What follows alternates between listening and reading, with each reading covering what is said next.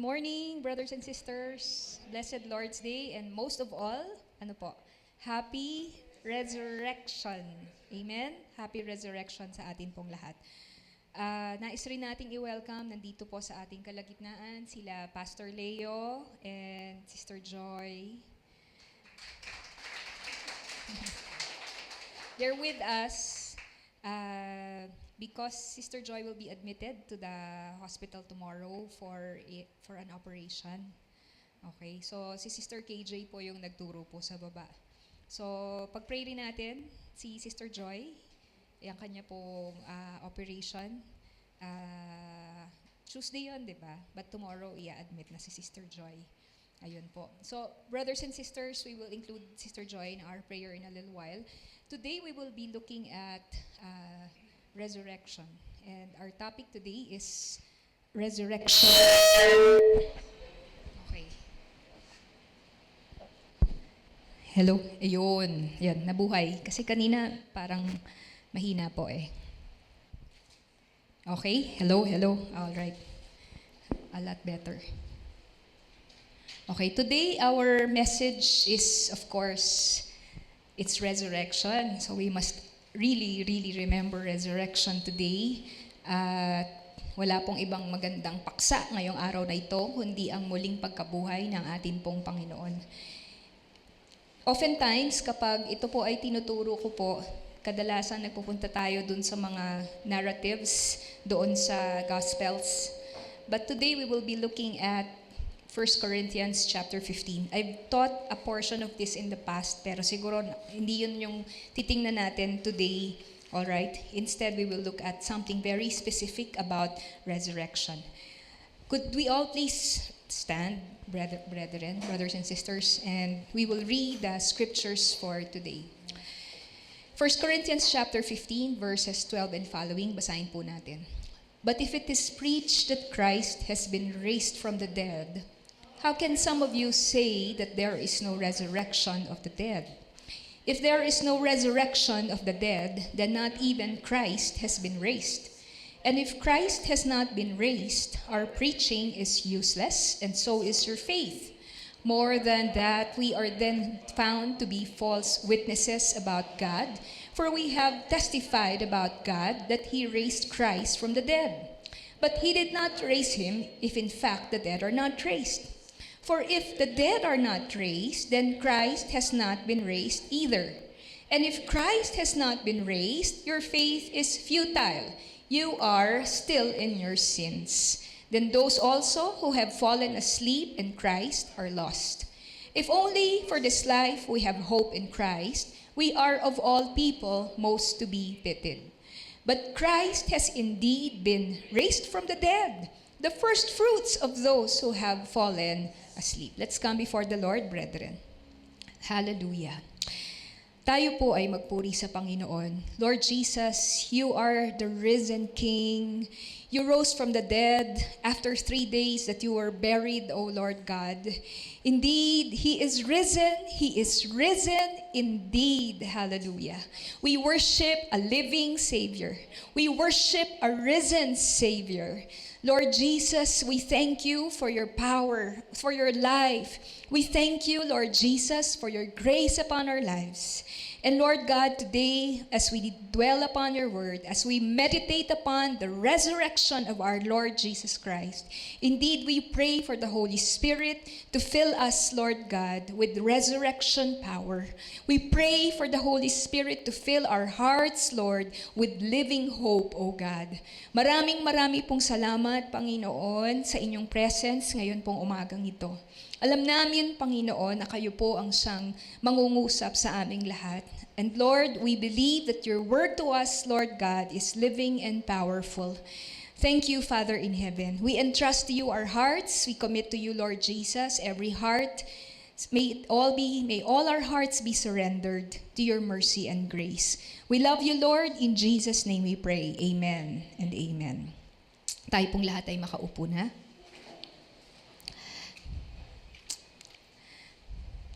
Brothers and sisters, do you know that of all religions, only Christianity speaks of the resurrection of the body. All right, you can go to Buddhism, you can go to Islam, you can go to Hinduism and all other religions. And only Christianity speaks of the resurrection of the body. Okay? How many of you still remember yung Apostles' Creed? Iba po sa atin, memorize natin ito, di ba? Lalong-lalo na nung Catholics pa tayo noon, no? Part of the Apostles' Creed goes this way. I believe in the resurrection of the body and life everlasting. Amen. Okay? Now, ano bang ibig sabihin pag sinabi nating the resurrection of the body? Okay? Ano bang ibig sabihin ng resurrection of the body? Wait lang po, excuse me.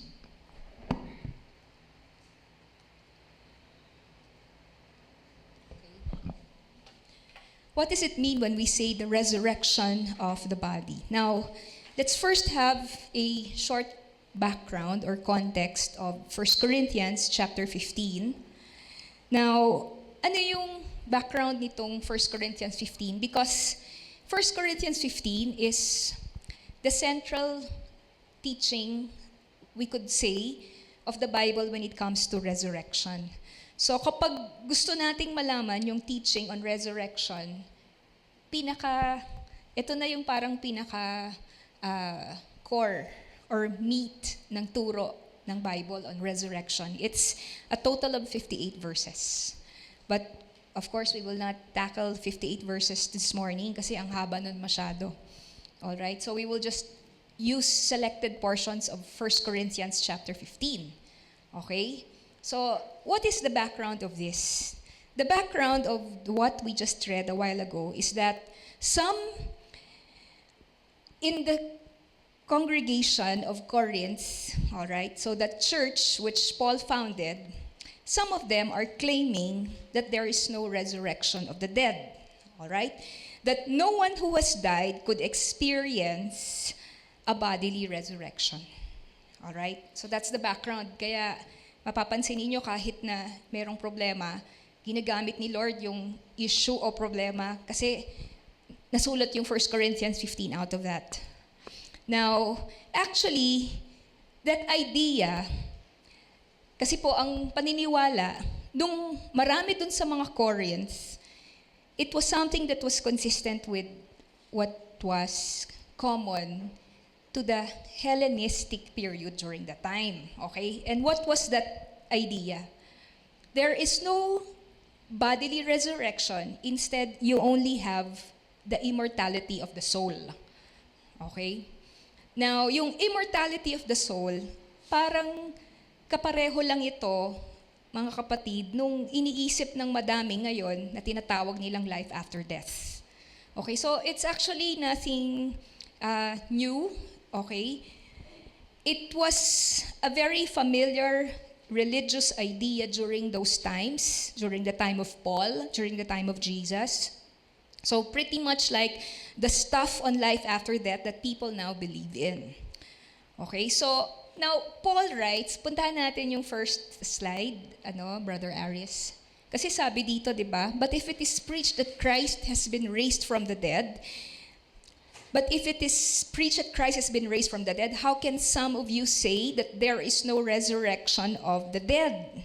All right? How can some of you say that there is no resurrection of the dead? So, Paul was sharing about the gospel, okay?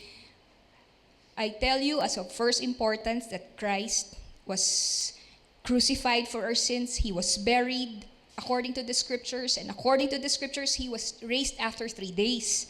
Okay? And because of that gospel, we got saved. So sabi ni Paul, if it is preached that Christ has been raised from the dead, how can some of you say that there is no resurrection of the dead? So ang weird kasi pinipreach nila ito, pero at the same time, hindi sila naniniwala dun sa resurrection of the dead. Okay? So ang sabi ni Paul ay ito. Paul writes to them explaining that if they're going to go that way, meaning no resurrection of the dead, just immortality of the soul and not the body, they might as well believe that Christ too has not been raised. Okay, so you can't have those two ideas together. You believe that Christ was raised, but you don't believe in the resurrection of the body. Okay? Kaya dun sa verse 13, ang sabi, if there is no resurrection of the dead, okay, so yan. If there is no resurrection of the dead, then not even Christ has been raised. And if Christ has not been raised, our preaching is useless and so is your faith. Okay? So ang sinasabi rito, the resurrection shows that Jesus Christ was indeed the powerful Son of God who has conquered death and who reigns as Lord of all. All right? So that's the importance of the resurrection. Jesus is God. He conquered death. And death could not hold the Lord because the Lord was sinless. Death could only hold somebody who is sinful. But because Jesus is sinless, death couldn't hold the Lord. Okay? So Jesus Christ rose. So sabi rito, if Christ has not been raised, our preaching is useless, and so is your faith. In verse 17, and if Christ has not been raised, your faith is futile. You are still in your sins. Then those also who have fallen asleep in Christ are lost. If only for this life we have hope in Christ, we are of all people most to be pitied. So sabi ni Paul, kaawa-awa naman tayo kung hindi naman pala tayo mare-resurrect after death. Okay? If there is no resurrection of the dead, then we are still in our sins, our faith is useless, our preaching is useless, and everyone who died who are in the Lord are still lost. Okay? Kaya sinasabi rito ni Paul, Jesus Christ's bodily resurrection is everything, and what happened to Christ is inseparable to everyone who believes in Him. Now, let me explain something po. Resurrection is not the same as resuscitation or reanimation. Okay? Ang ibig sabihin nun, yung ginawa ng Panginoong Jesus kay Lazarus nung binuhay ni Lord Jesus, si Lazarus, hindi pa yun resurrection. Strictly speaking, that is resuscitation. Lazarus was dead for 4 days. But when Jesus raised him up, okay, it was still the same Lazarus. It was still the same Lazarus. But yes, it is sort of, it is, the idea of resurrection is there kasi from death to life. All right? But when we really talk of the resurrection of Jesus Christ, all right, it is not just Jesus, the same person who died was the same person who rose. There is a difference. All right? Yun po yung titingnan po natin today. In 1 Corinthians 15:20, but Christ has indeed been raised from the dead, the first fruits of those who have fallen asleep. First fruits meaning that Jesus is the first and many more will come. What happened to Jesus will happen to us. And we have good reason for hope that our resurrected bodies will mirror the resurrected body of the Lord. Okay? Kasi yun ang ibig sabihin ng first fruits, di po ba? Yung unang-unang ani. Ibig sabihin, marami pang pararating. So kung ano yung unang ani, makikita mo na kung ano yung mga pasunod, yung mga susunod doon sa unang ani. And the resurrection of Jesus Christ is the first fruits. There are many more to follow. Okay? And our resurrected body will mirror the Lord's. Okay? Now let's go to verse 35. 1 Corinthians 15, verse 35, but someone will ask, how are the dead raised? With what kind of body will they come? So here, Paul was saying, siguro merong mga pilosopong magtatanong, ano namang klase yung katawan na mabubuhay ulit sa resurrection? Okay, as I've said a while ago, resurrection is not reanimation or resuscitation. When we meet the resurrected Jesus, we meet someone who has been transformed. He has not just been brought back to life, but Jesus has been raised to a new kind of life. Alright? Ngayon sabi ni Paul, dun sa tanong niya, okay, yung rhetorical question na yun ni Paul, sinagot niya, Sabi niya sa verse 36, "How foolish! What you sow does not come to life unless it dies. When you sow, you do not plant the body that will be, but just a seed, perhaps of wheat or of something else. But God gives it a body as He has determined, and to each kind of seed, He gives its own body." All right? So, papakita rito ni Paul yung importance ng resurrection has two ideas into it. Ano po? It has continuity and at the same time, it has transformation. Ano ibig sabihin po nun? Let me read to you what the Bible Knowledge Commentary said. Belief in the resurrection was like belief in seed time and harvest. Neither could be completely understood, but both were real. As a plant which sprouted from a seed was directly linked to it, but remarkably different from it, so too was the relationship of a natural and a resurrected body. Like a seed sown in the earth and the plant which proceeds from it, there is continuity, but a gloriously evident difference. Ang ibig sabihin po nito, the plant is directly linked to the seed, no? May continuity. Sabi dun sa verse 38, "To each kind of seed, He gives its own body."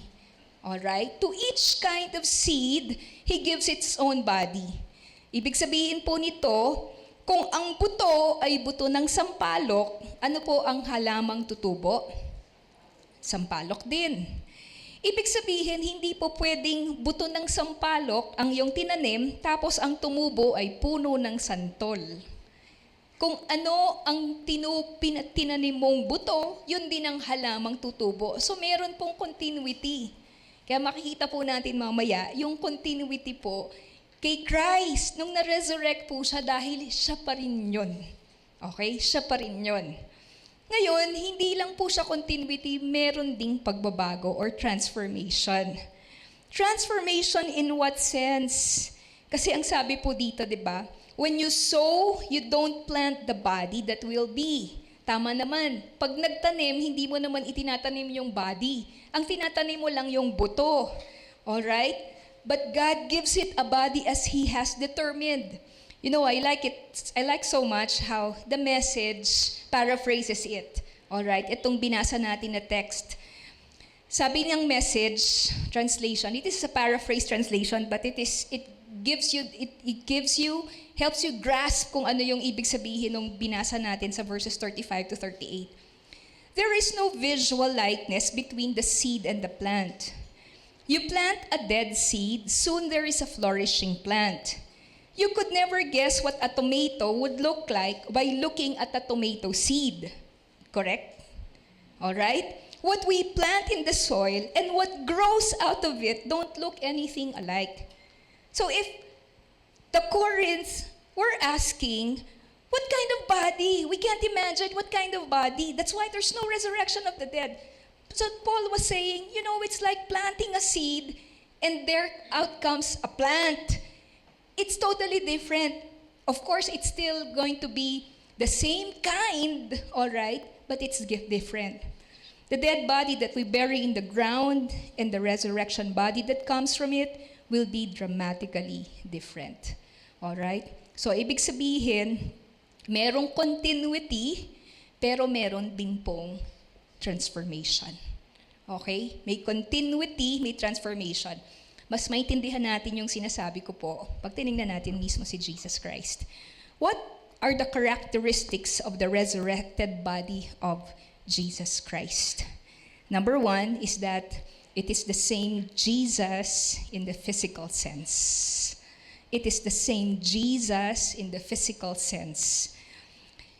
The Jesus who died on the cross is the same Jesus who resurrected after 3 days. He is the same person. Okay? The Jesus who died on the cross is the same Jesus who resurrected after 3 days. In Luke 24 verse 39, sabi ni Lord sa disciples niya, "Look at my hands and my feet. See that it is I myself." Ako talaga ito. Ako talaga ito. It is I myself. Hawakan niyo pa ako. Ako ito. Touch me and see. For a ghost does not have flesh and bones as you see that I have. So, hindi immaterial si Jesus nung ni-resurrect siya. Siya mismo nagsasabi, a ghost does not have flesh and bones as you see that I have. So the resurrected body of Jesus is material, and it is Jesus Himself. It is Jesus Himself. John chapter 20. You remember si Thomas? Ayaw maniwala. Kailangan maisuot ko yung daliri ko dun sa butas ng kamay ni Lord. Malagay ko yung kamay ko dun sa loob ng kanyang side na tinusok ng spear. So nagpakita na si Lord kay Thomas. Then He said to Thomas, "Put your finger here, see my hands." Alright? So sinasabi ni Jesus, Thomas, ako talaga ito. Gusto mo ng proof na ako yung pinako 3 days ago? Isuot mo yung daliri mo. Hindi ko alam kung yun na exactly kasi parang yun po yung sinasabi rito di ba? Ni Thomas Reach out your hand and put it into my side. Stop doubting and believe. Thomas said to Him, "My Lord and my God." All right? So it's the same Jesus in the physical sense. Continuity. Okay? Continuity. Same, the seed produces the kind of seed that you planted. Buto ng sampalok, halamang sampalok. Okay? Continuity. Number 2, it is the same Jesus in the personal sense. What if, for example, Jesus resurrected and then you talk to Jesus and then He's like He doesn't know you anymore? Ha? Kilala ba kita, Pauline? Kilala ba kita, Bruce? Sino ka? Di ba? May amnesia ba si Lord nung ni-resurrect siya? Hindi po. It is the same Jesus in the personal sense. The things that Jesus did after His resurrection was consistent with who He was before. For example, He broke and blessed the bread like He did at the Last Supper in Luke 24. For example, He opened the scriptures like He did before He died. All right? What else? Jesus ate fish. He even cooked breakfast. So we would see, I'm sure that this is not isolated, that when Jesus was alive, He would serve His disciples. So we would see consistency of the actions and activities of Jesus when He was resurrected and what He did before He died. All right? Ano pa pong makikita natin? The risen Lord was not a disembodied spirit. Okay? The risen Lord was not a pag sinabing disembodied, walang katawan. But a real body with whom the disciples had a continuing face-to-face relationship. Hindi sila nakipag-usap sa multo. Sila ay nakipag-usap sa isang taong nahahawakan at nakikita nila. All right? Example, in John 20, when Jesus first appeared, amongst everyone, ang pinakaunang niyang pinagpakitaan ng kanya pong resurrected body ay si Mary Magdalene outside of the tomb. In verse 15, He asked her, "Woman, why are you crying? Who is it you are looking for?" Thinking he was the gardener, she said, "Sir, if you have carried him away, tell where you have put him and I will get him." Hindi siya na-recognize. Alright? Hindi siya na-recognize. And then Jesus spoke her name.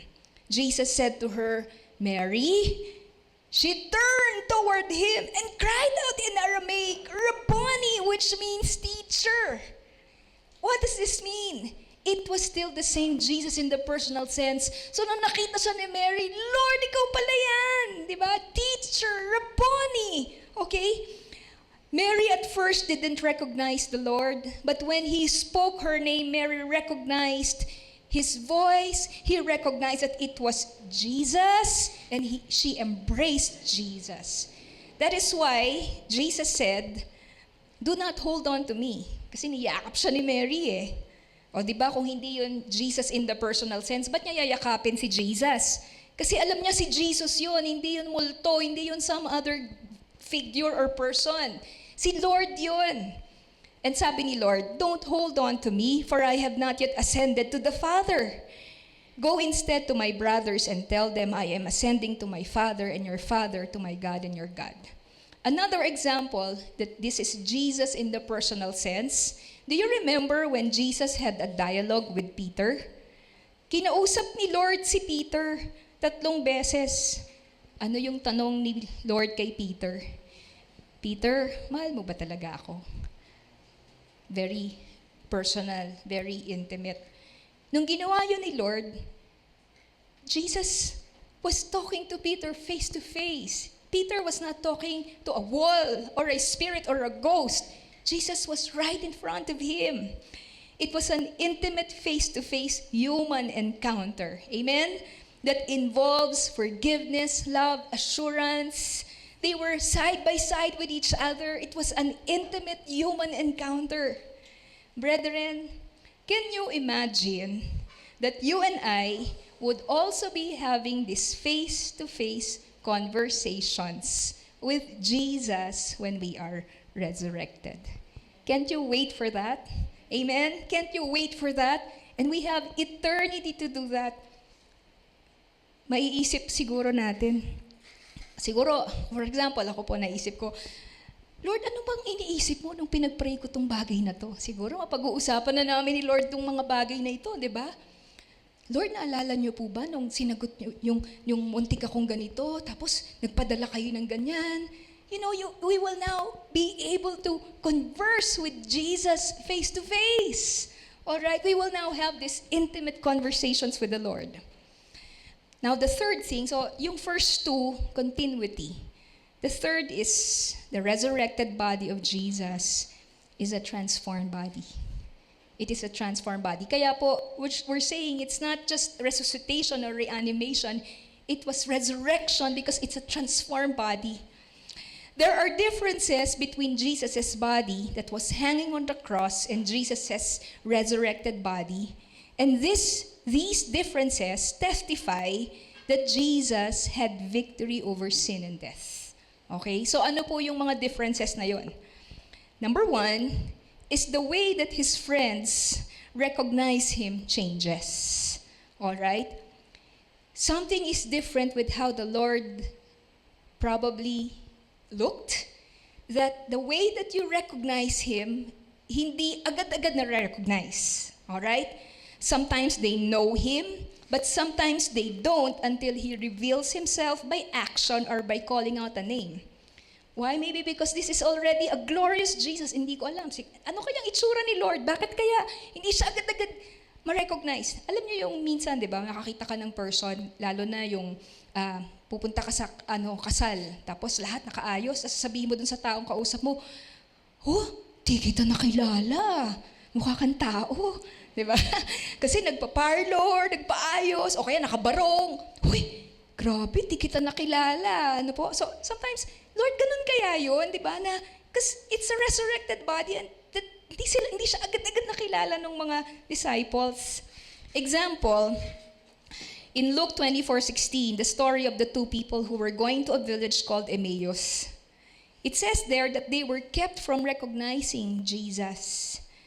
But in the following verses, then their eyes were opened and they recognized Jesus. So at first they didn't recognize. Jesus was walking with them for many hours explaining the scriptures, pero hindi nila na-recognize si Lord. Si Lord pala yun. Tapos nung kumain na sila, nag-break na ng bread si Lord, nakita nila na open yung eyes sila, si Lord pala yung kasama nila the whole time. Another example, that Jesus' body is a transformed body. Jesus' resurrected body could pass through his grave clothes and walk through closed doors. All right?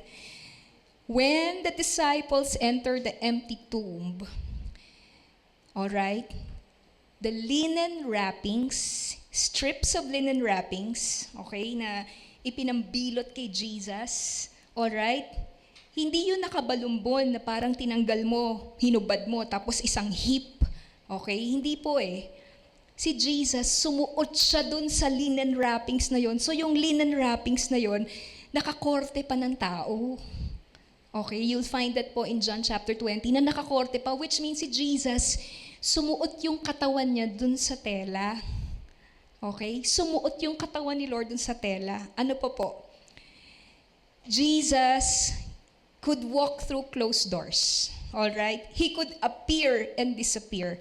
Because there was one time when the disciples were so afraid, kasi nga, ano sila di po ba? Mainit ang mata sa kanila ng mga authorities.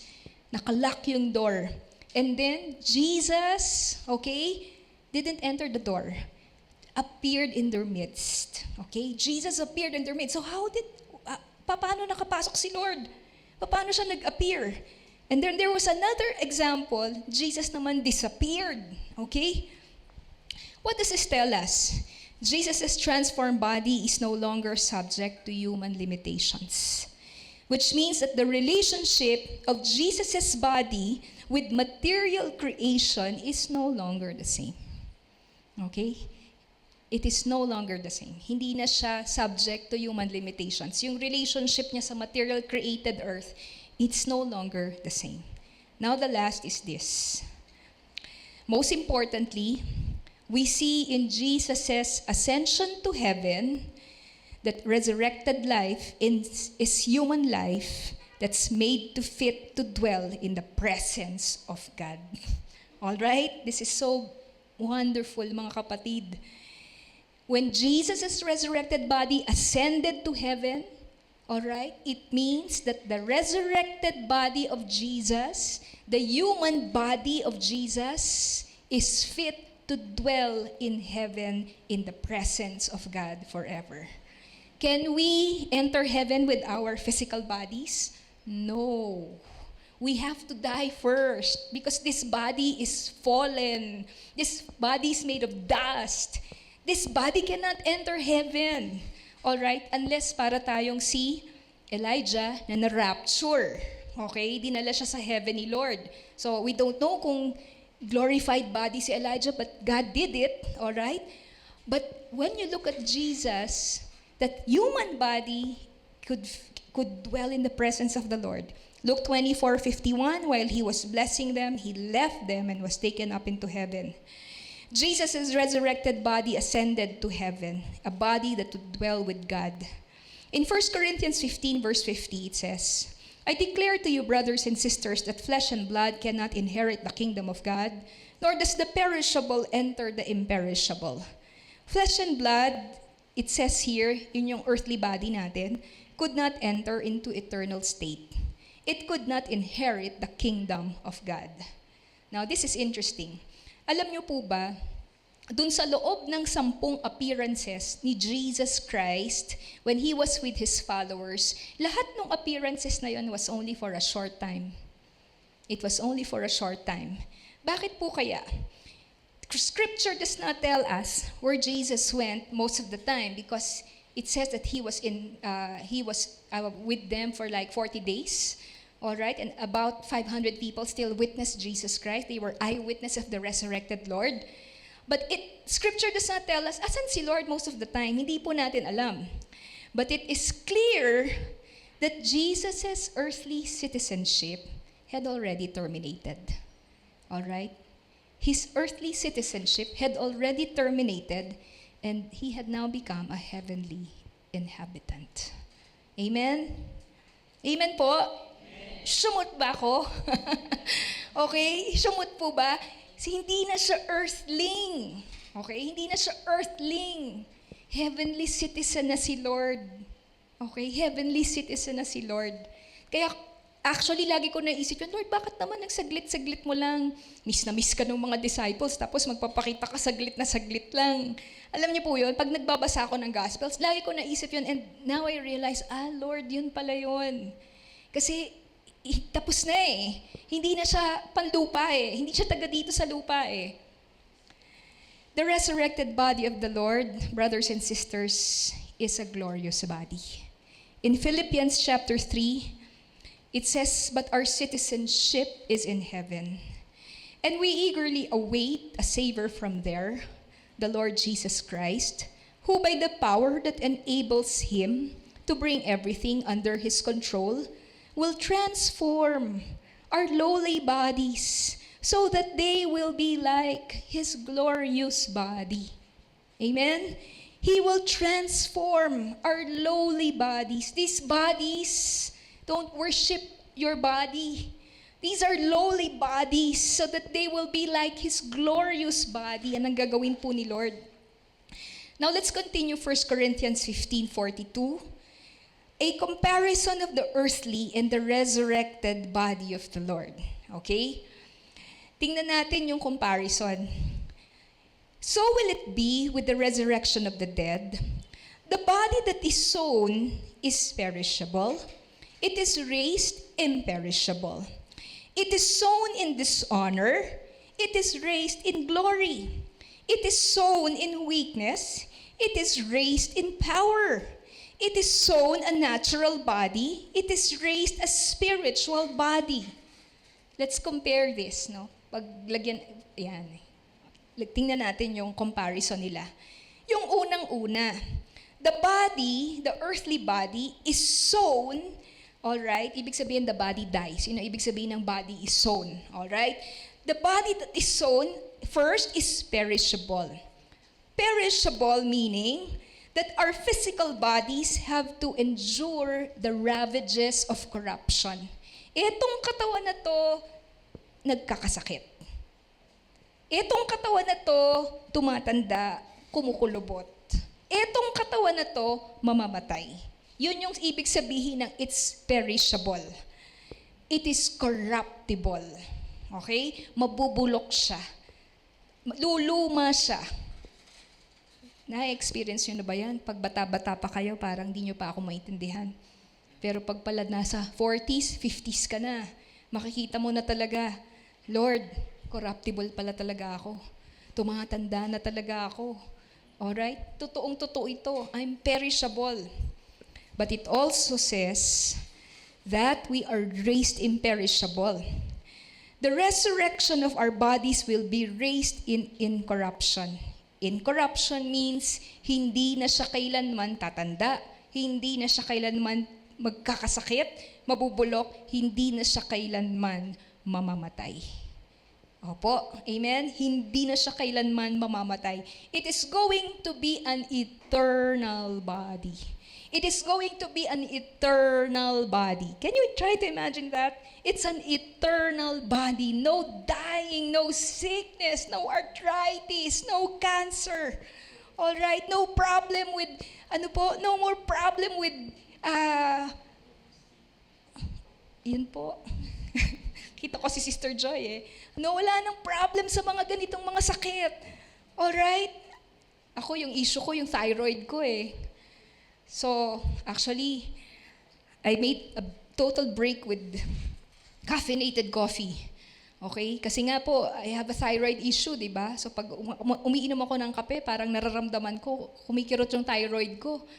And it's so sensitive. I couldn't eat repolyo. I couldn't eat cabbages, broccoli. Alright, konti lang, Kasi nga, hypothyroid ako eh. So what I'm saying is, Lord, I'm corrupt. I am perishing. But once God gives us a glorified body, it's gonna be perfect. It's gonna be perfect. The reason why we have sickness and diseases is because of sin. But when Jesus conquers death, all right, and resurrects us, we are going to be perfect. Our bodies will not have an ounce or any imperfection that would cause any disease. We're perfect. All right? Kasi po, yung imperfection, dala yan ng kasalanan. It is sown in dishonor. It is raised in glory. Again, when you say it is sown, it dies in dishonor. Brethren, nobody dies looking glamorous. Walang namamatay na mas maganda ka pa nung buhay ka. Lahat ng namamatay ay mukhang patay. Kaya nga 'di ba, pag gusto mong sabihin sa isang tao na hindi siya maganda o hindi siya alive, sasabihin mo sa kanya, ano nangyari sa'yo, mukha kang patay. 'Di ba? Mag-lipstick ka nga, mukha kang patay. Di ba? Mag-blush on ka nga, mukha kang patay. Maligo ka nga, mukha kang patay. Bakit po? Pag sinabi mong patay, ano po? Pangit. Yun ang ibig sabihin, walang patay na maganda. Tama po? It is sown in dishonor. When we die, we know it's not gonna be the best version of ourselves, but the worst. Death dishonors even the proudest, the healthiest, the richest, and the most powerful person, because all the dead return to dust. But at the resurrection, it is gonna be raised in glory. Okay? Walang make-up, cosmetic surgery, walang, walang 24 hours na tulog or whatever could ever equal the glory that will happen to us when we are raised up in glory. It means we will have eternal life. It is sown in weakness, it is raised in power. Brethren, when a person dies, the corpse is a mere shell of the departed body. But when the body comes back to life in glory and is reunited with the soul, it will demonstrate power that is unimaginable. You know what this means? We will have powerful bodies. We will have powerful bodies. Samantalang ang isang tao, may isang kwento nga, bago mamatay yung kanilang father, the whole family was there. Up to the last breath, the whole family was there. When he breathed his last, dumating na ngayon yung mga undertakers, yung mga kukuha nung katawan, dadali na sa morgue. Umalis na yung mga family members. Ang naiwanan lang yung pastor. Tapos sabi nung pastor, when I saw the undertakers enter the room, they just lifted the body of the father, put him on a sheet on a floor, wrapped him, and they did it so quickly, so fast. Samantalang seconds ago, that body would have been treated with great delicateness. But because it's already dead, it's like kumukuha na lang sila ng shell. Alam niyo po yun? Kumukuha ka na lang ng shell kasi alam niyo po ganun yung pakiramdam nun kapag wala na yung pagpatay na. Alam mo na hindi na siya yon. Alam mo na yun na lang yung kanyang shell. Yun na lang yung kanyang panglupang katawan. Pero yung iniiyakan mo na tao na mahal mo, alam mong wala na siya doon. Okay? Pero katawan niya pa rin yun. Pero panlupa niyang katawan yun. But it says it will be raised in power. It will be raised in power. Brethren, we will have powerful bodies. A heavenly spiritual body will be imperishable, glorious, powerful. And the last, it is sown a natural body. It is raised a spiritual body. Now, you will probably think, akala ko ba bodily resurrection? Bakit sabi spiritual body? The meaning of spiritual here is not immaterial. The meaning of spiritual here is not invisible, okay? The meaning of spiritual here is,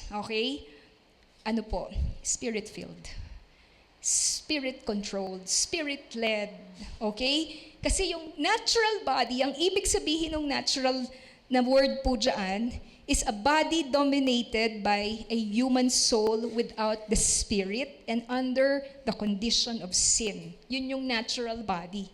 But the spiritual body is a body completely spirit-filled, completely led by the Holy Spirit. But it is still the same body. Okay? So hindi yun yung invisible. But it talks about a body that didn't have the Spirit, and it is therefore selfish body. It is therefore a sinful body versus a body that is holy. Okay? Let's go to verses 55 to 57. The last portion. Okay? The last portion plus another verse dun sa pinakadulo.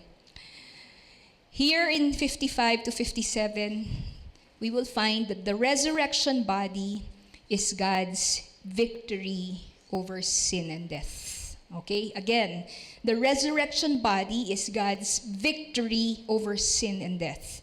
Listen, I tell you a mystery. We will not all sleep. In the Bible, when you use the word sleep, it means die. But we will all be changed. Okay? We will not all sleep because when Jesus comes again for the second time, some of us will be raptured. The church will be raptured. Hindi pa tayo namatay. Pag inabutan natin yon, buhay pa tayo. So, we will be changed. Alright? In a flash, in the twinkling of an eye. You know how fast the twinkling of an eye is? Ang ibig sabihin, ano po ang ibig sabihin nito? Split second.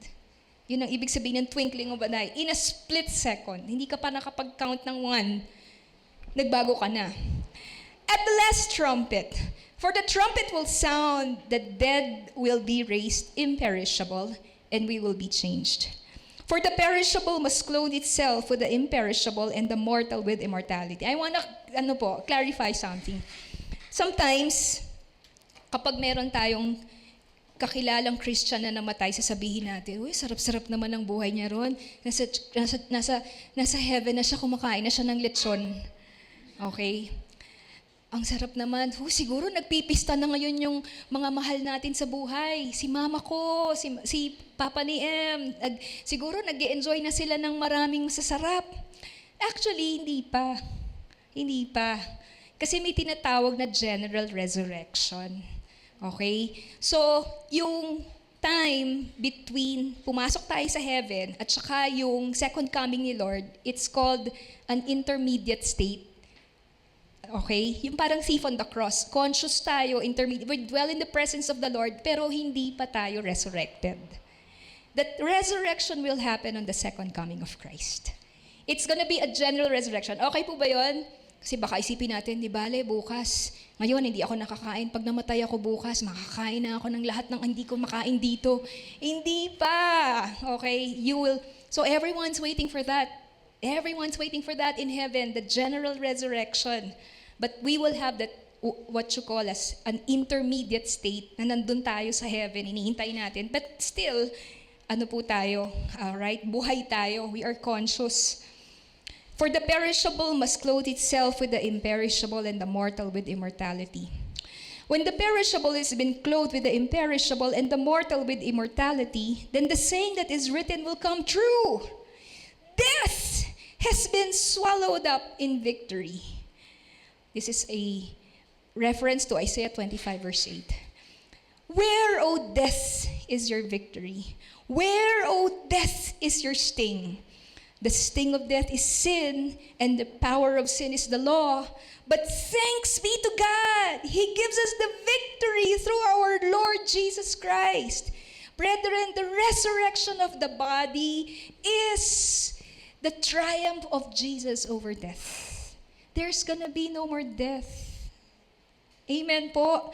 Ang sinasabi rito ni Paul is that when he looks back at the triumph of Jesus over death and forward to the resurrection of all believers, Paul bursts in jubilation because he understands that the demise of the mortal enemy of life, kasi ang sabi ron sa previous verse, death, the last enemy, okay? Ang mortal enemy talaga natin, death eh. Alright? Yan talaga, di ba? Maisip mo pa lang na mamamatay yung mahal mo sa buhay, nalulungkot ka na, naiiyak ka na. Kasi mortal enemy natin yan eh, ang kamatayan. Pero ito po, Paul bursts in jubilation. Death, where is your sting? It will be swallowed in victory. Why?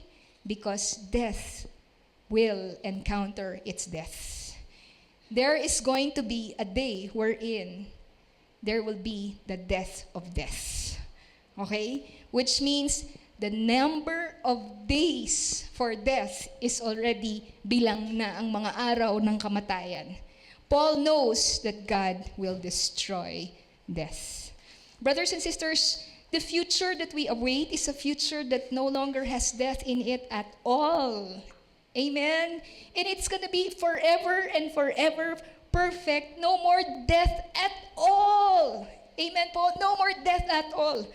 Kaya tatanong mo na lang sa sarili mo, eto, tinanggap ko na ba si Kristo sa puso ko? Totoo ba talagang Kristiyano na ako? Kasi ipagpapalampas ko ba yung mabuting balita na ito na sinasabi na God will grant me eternal life through Christ who died for my sins? But for us, for those who are already believers, let's keep on dwelling on these things because it's just too much, too good to be true. Come to think of it, di po ba? Parang pag inisip mo, no more death at all. All right? Now let's go to the last, 1 Corinthians 15:58. Ito na yung last verse. Therefore, my beloved brothers and sisters, be firm, immovable, always excelling in the work of the Lord, knowing that your labor is not in vain in the Lord. When we talk of resurrection hope, okay, hindi ko pa nakalimutan yung title natin. Our title is Resurrection Hope. Ano bang ibig sabihin ng resurrection hope when you apply it to having a resurrected body? Okay? What is resurrection hope? Now, it says in 1 Corinthians 15:58, all right, therefore, my beloved brothers, therefore meaning knowing these things, knowing all of these things, therefore, kaya naman. Okay? So kumbaga binibigyan ni Paul ng conclusion, therefore, my beloved brothers and sisters, be firm, immovable, always excelling in the work of the Lord. So this is the first thing about resurrection hope. Number 1 is this, all right? Resurrection hope means that life now matters. Okay? Life now matters. Let me read to you something that a theologian, her name is Beth Jones, said. The identity between the body now and the resurrection body is good news for a people who long for this life to mean something. Ulitin ko po. The identity between the body now and the resurrection body is good news for a people who long for this life to mean something. Are you tired of this life? Are you bored with this life? You know what?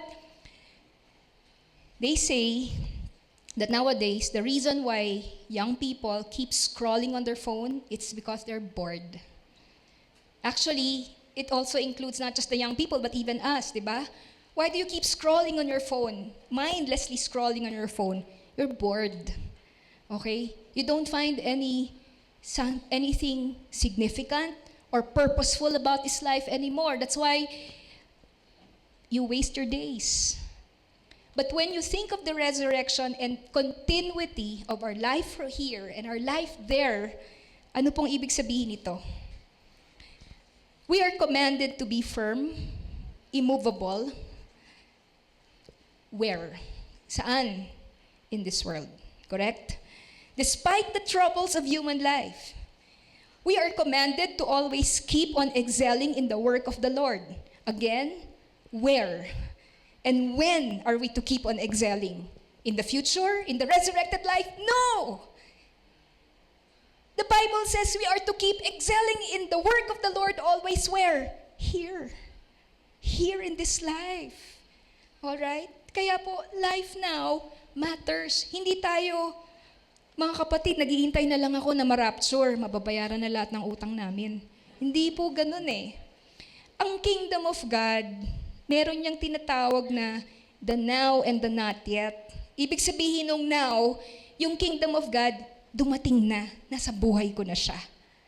Okay? Napatawad na ako, may bago na akong puso, binabago ako ng Panginoon, Christ in me, the hope of glory, dumating na ang kingdom of God. Pero at the same time, not yet. Kasi yung visible kingdom of God, wala pa. Kaya ang Kristiyano, nandun siya sa gitna, the now and the not yet. The now and the not yet. Pag nineglect mo yung now, puro ka nandun sa not yet, mawawalan ka ng gana sa buhay na to. Hindi ka na mag-excel. Hindi ka na magpa-persevere. Mawawalan ka na ng purpose. Hindi ka na magiging productive. Kasi iniisip mo parati, sana mamatay na ako. Diba? Iniisip mo parati, sana kunin na ako ni Lord. Hindi po nakaka-glorify sa Lord dyan, mga kapatid. Yung inaabangan natin yung not yet, napabayaan natin yung now. On the other hand, meron ding balanse. Kung puro ka now, nakalimutan mo yung not yet, minsan akala mo yung now paradise na. Minsan akala mo yung buhay dito sa sobrang saya, sobrang sarap, naging worldly ka naman na tuloy. So it has to be both, the now and the not yet, the now and the not yet. But when we think, as for our message today, this is what the Lord is telling us. 1 Corinthians 15:58. What do we do? All right? In this life, because we know that our labor is not in vain in the Lord.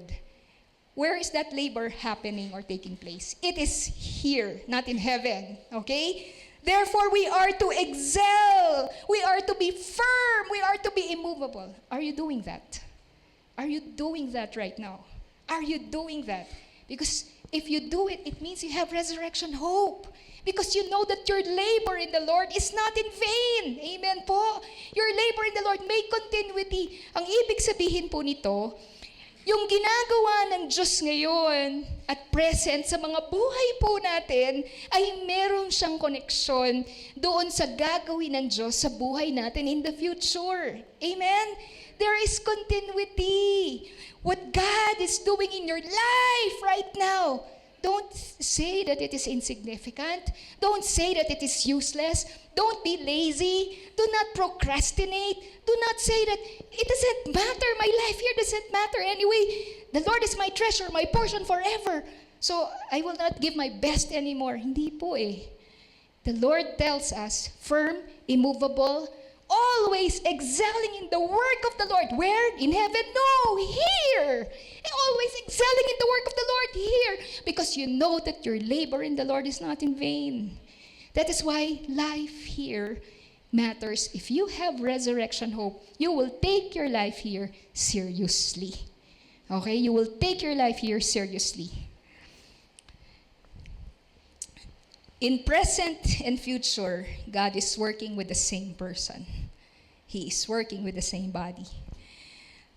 Meron pong isang theologian, pangalan niya si Donald Blosh. Sabi niya, resurrection hope does not leave us imprisoned in ourselves, but takes us out of ourselves into the trials and dreams of others. Ganda-ganda nito. Ano ibig sabihin nito? Awaiting resurrection does not mean that we are stuck now in these bodies. All right? Just waiting. But because we know that God is already building His kingdom now, we are using our lives for others. Sabi po dito, it takes us out of ourselves into the trials and dreams of others. Ang ibig sabihin po nito, we go out of our comfort zones, reach out to others in their trials and disappointments, and bring them to the Savior. Hebrews 10:24-25. Let us hold unswervingly to the hope we profess. Okay, resurrection hope yan. For He who promised is faithful. And let us consider how we may spur one another on toward love and good deeds, not giving up meeting together as some are in the habit of doing, but encouraging one another. Okay, the not yet. All the more as you see the day approaching. So nakita po natin, meron siyang koneksyon. Meron siyang continuity. Yung nakita natin, Jesus, the same physical, physical sense, in the personal sense. That is why may reward si Lord eh. Yung ginagawa natin po rito, we will have our rewards in the future. Resurrection hope is not an escape from the problems of the world. It is the assurance that we can deal with the problems in light of the grace of God. Amen? 2 Corinthians chapter 4. Therefore, we do not lose heart. Though outwardly we are wasting away, yet inwardly we are being renewed day by day. For our light and momentary troubles are achieving for us an eternal glory that far outweighs them all. Siguro dito sa point na ito po ang challenge ni Lord sa atin. Tinatamad ka na ba sa buhay? Okay? Wala ka na bang motivation? Alright? Pagod ka na ba? Disappointed ka na ba? Hopeless ka na ba? Gusto mo na lang bang chumilax? Alright, gusto mo na lang bang mag-relax at intayin na lang kung hanggang kailan ako kukunin ni Lord? Brethren, Life now matters. Okay, life now matters. The fact that you still have life, it means God has use for that life, and it is connected to our future life. All right? God still has a purpose for us. He still has a mission for us. Now, the last, how do we apply resurrection hope? Our bodies now matter. Now, I'm really talking about our physical bodies. Kanina, our life matters. Second, our bodies now matter. Okay. Hawakan mo nga yung sarili mo. May katawan ka ba? Meron. Oh, may katawan ako. Tingnan mo yung katabi mo. Multo ba yan? Hindi, di ba? Totoo siyang tao. Buhay na buhay siya. Again, let me share this quote from Beth Felker Jones. Bodies are not disposable or pointless or problematic. Okay, minsan masyado tayong spiritual. Akala natin yung mga katawan natin dapat na itong babayaan. Wala, masyado ka namang vain. O, di ba? So, mag-exercise ka? Hindi, huwag ka na mag-exercise. Di po ba? Hindi, ito. They are the very stuff of redemption. If the final meaning of the resurrected, glorified body is continuous with the body in the here and now, then our bodies now matter. All right? Mga kapatid, when Jesus purchased us from our sins, He didn't just purchase the soul. He purchased the body too. It's the whole person. Yun yung problema ng Corinth eh. Akala nila, no resurrection of the dead, immortality of the soul lang. Kaya ini-insist ni Paul, mali yung doctrine nyo. Mali yung theology ninyo. It's a bodily resurrection. Both body and soul will be resurrected by the Lord. Okay? Ang binili ng Panginoon, hindi lang yung soul, pati katawan mo, binili niya. Pati katawan mo, binili niya, pinurchase niya. Kaya pag na-resurrect po tayo, kasama po yung ating katawan. Kaya ganun po ka-importante itong doctrine ng resurrection. So the question now is this. How are you treating your body right now? If bodies matter, how are you treating your body right now? Brethren, our bodies are holy unto the Lord. Okay? Our bodies are holy unto the Lord. Let's look at 1 Corinthians chapter 6. Ito po, pasensya na kayo, pero ito talaga yung sinasabi on how you take care of the body. The context of this is what? Purity. Okay? The body, however, is not meant for sexual immorality, but for the Lord. And the Lord for the body. Isn't that very clear, brethren?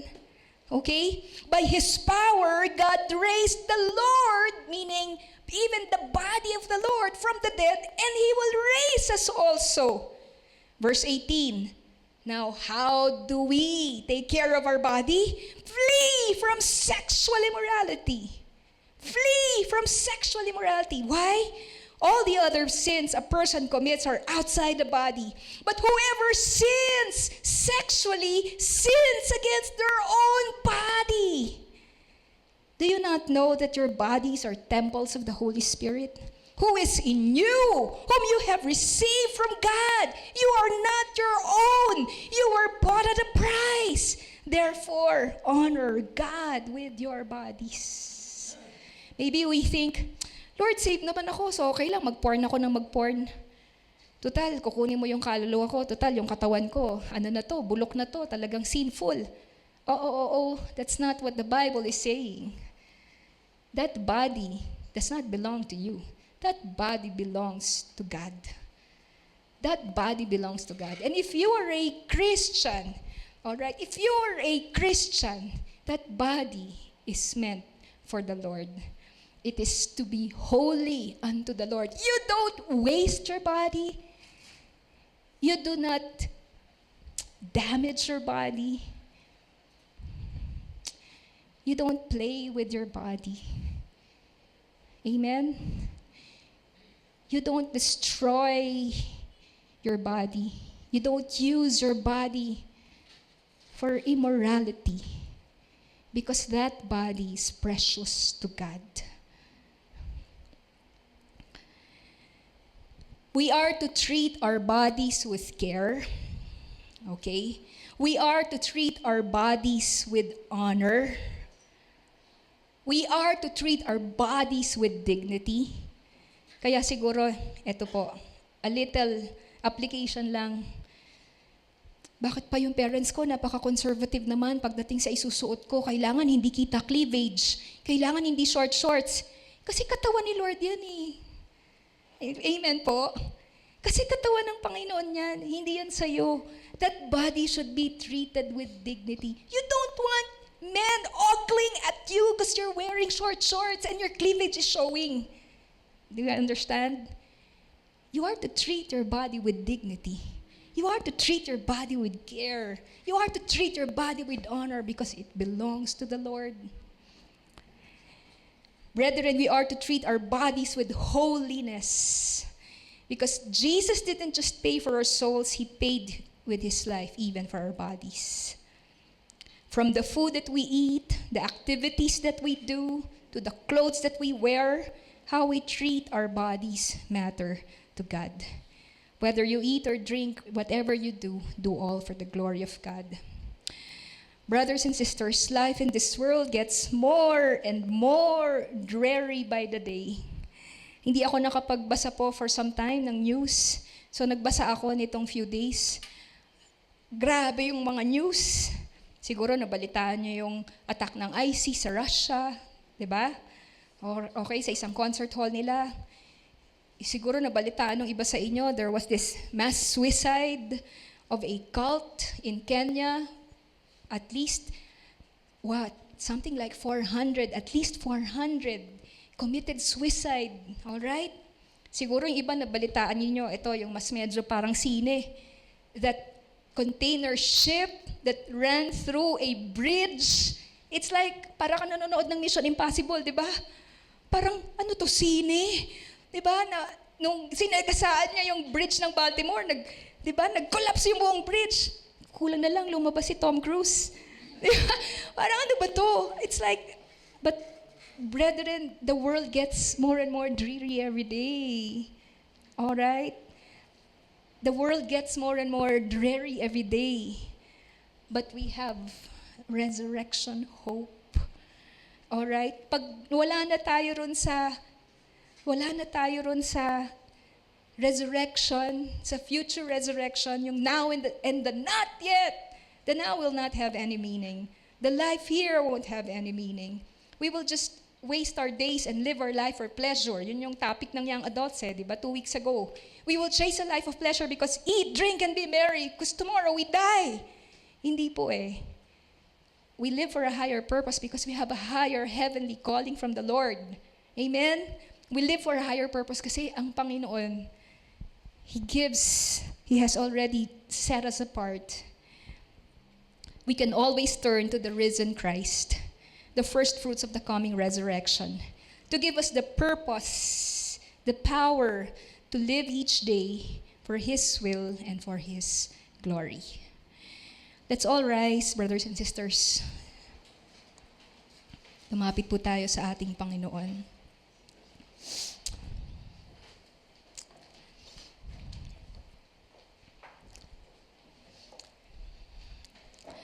Thank you, Lord Jesus.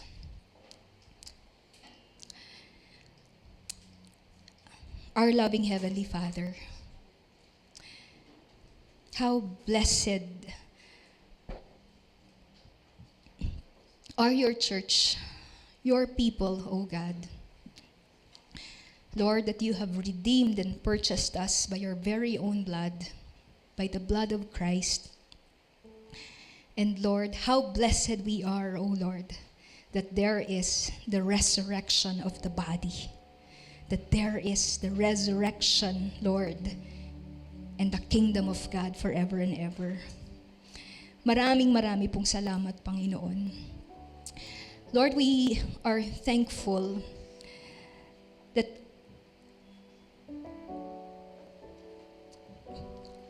we can see with eyes that are open. We can see, Lord, with the lens of truth from the Bible. At Panginoon, gaano man po kahirap ang buhay, Panginoon,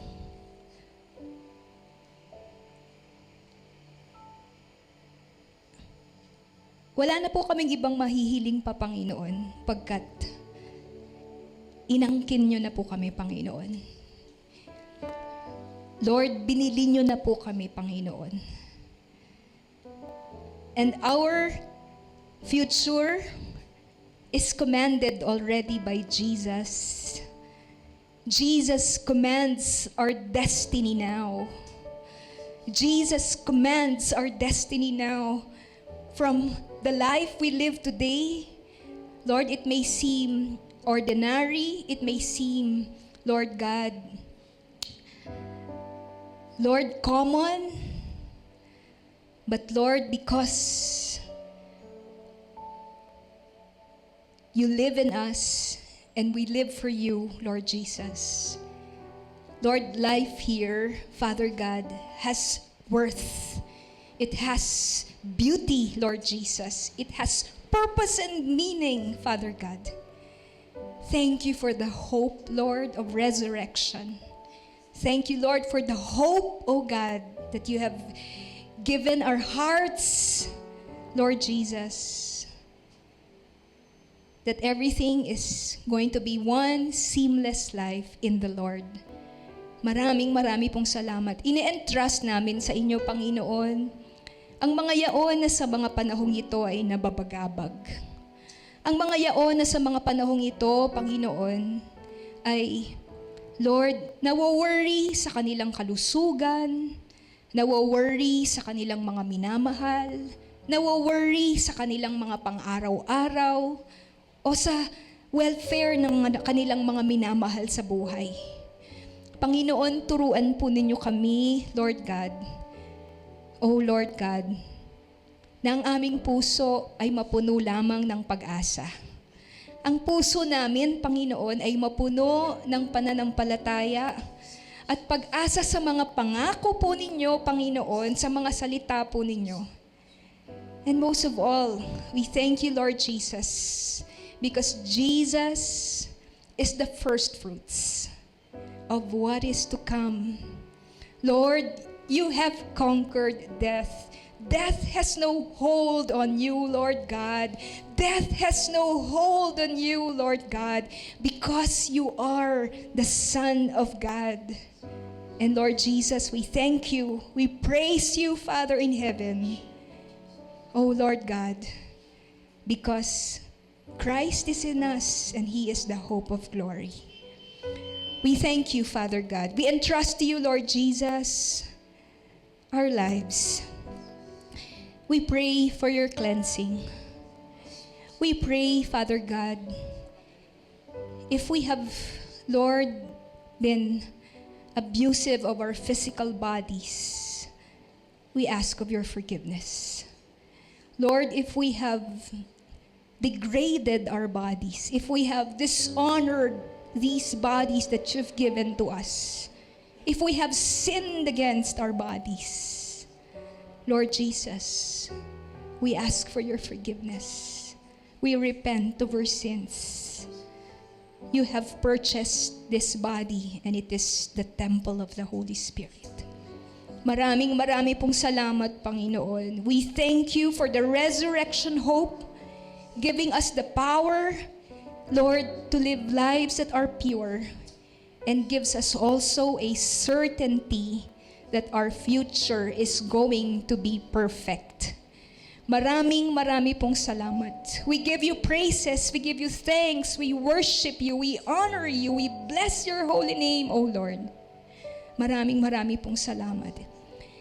Lord, grant your people your presence, grant your people your blessing. Thank you, Lord.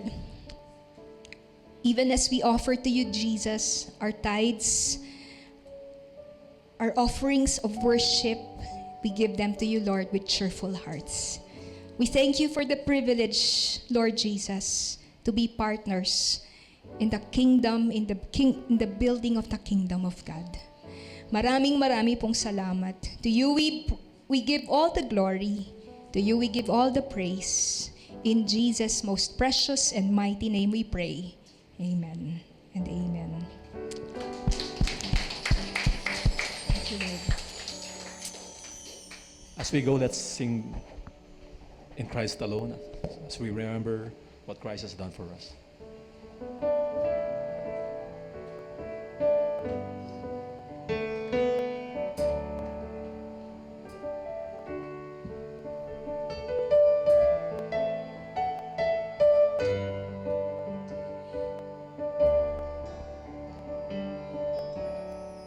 In Christ alone, my hope is found.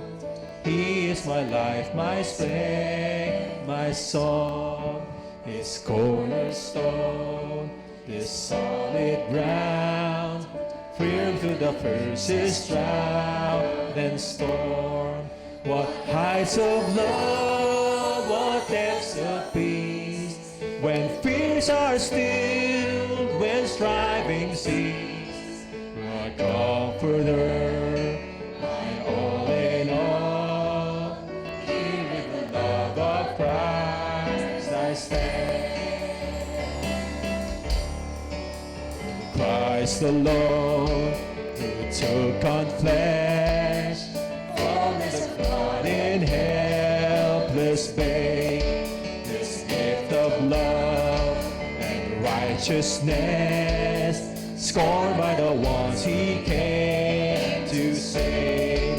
Till on the cross as Jesus died, the wrath of God was satisfied. For every sin on him was laid. Here in the death of Christ I live.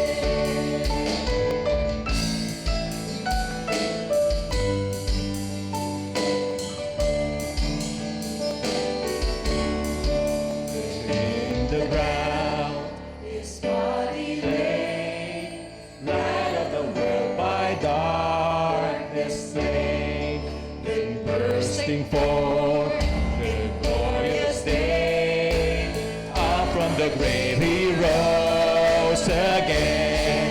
And as he stands in victory, since curse has lost its grip on me, there I am his, and he is mine, bought in the precious blood of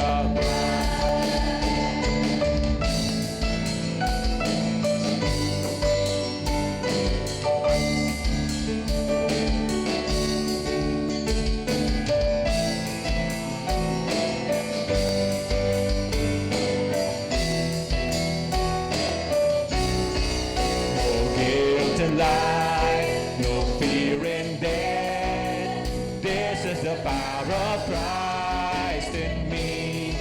From life's first cry till final breath, Jesus commands my destiny.